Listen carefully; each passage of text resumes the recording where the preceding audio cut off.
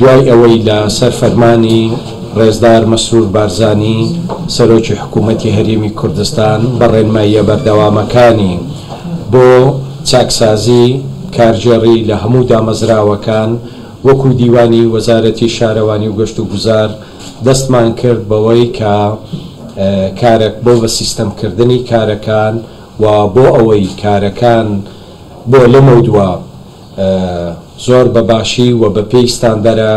جیهانیەکان بەڕێوە بچن دەستمان بەو کارە کرد. دیارە لە ماوەی چەند مانگی ڕابردوو لەلایەن لیژنەیەک لە فەرمانبەر و ئەندازیار و مۆزەفینی وەزارەتی شارەوانی و گەشت و گوزار کە بە تایبەت سەرپەرشتی ئەو کارەیان دەکرد و بەڕاهێنانی بەردەوامی فەرمانگەکان و فەرمانبەران لەسەر ئەو پرۆسەیە و دوای چاودێریکردنی ناوخۆیی و دواتر چاودێریکردنی دەرەکی لەلایەن